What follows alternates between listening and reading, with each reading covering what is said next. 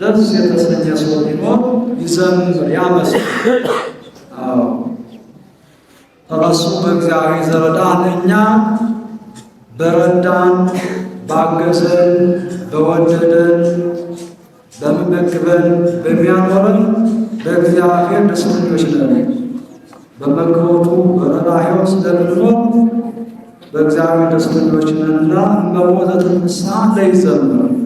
ደስ የተሰኘ ሰው ቢኖር ያመስግን። በእውነት ምስጋና ብዙ ጊዜ እየታየ አይደለም። ከተማው ዘፋኝ በዝቷል፣ ዳንሰኛው በዝቷል፣ ጠጩ በዝቷል፣ የሚሰክረው በዝቷል፣ የሚማታው በዝቷል፣ የሚዘርፈው በዝቷል።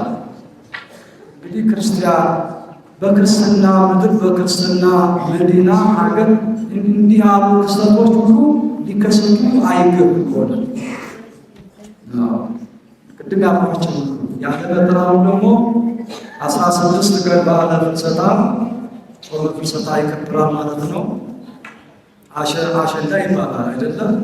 ግን ይህንን ምክንያት አድርገው የሚመጡ ነገሮች ሁሉ በጣም ጥሩዎች አይደለም። የራሽን ጊዜ ማለት የእመቤታችንን እርገቷን የምናስብበት ዕለት ነው። መላእክት የተቀበሉባትን ክንፋቸውን ዘርግተው ኪሩቤል ሱራፌል አእላፍ መላእክት በይባቤ የተቀበሉበትን የምናስብበት ዕለት ነው።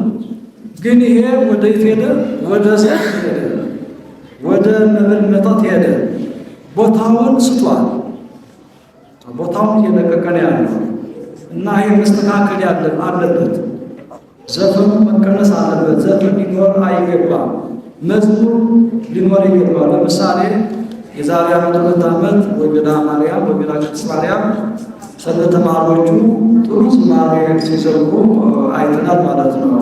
አሸንዲውን አስረው ስለተማሪዎች ቃል እግዚአብሔር ሲዘምሩ አይተናል። በዚያ ልክ ነው መሆን ያለበት እንጂ በከተማው የተሰላሰሉ ሌላ ችግር ላይ መውደቅ ለራስም ሕይወት ለቤተ ክርስቲያንም ለአካባቢም አደጋ ነውና ይህንን ጥንቃቄ ማድረግ ይገባል።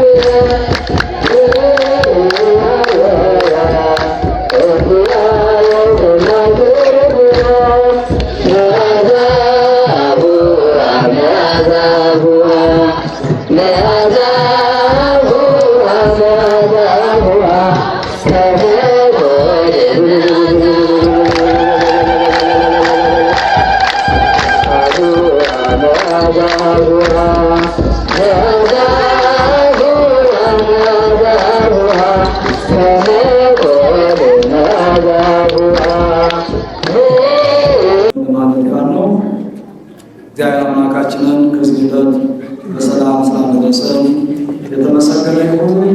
በዓሉን የሰላም የደስታ የፍቅር ያድርግልን።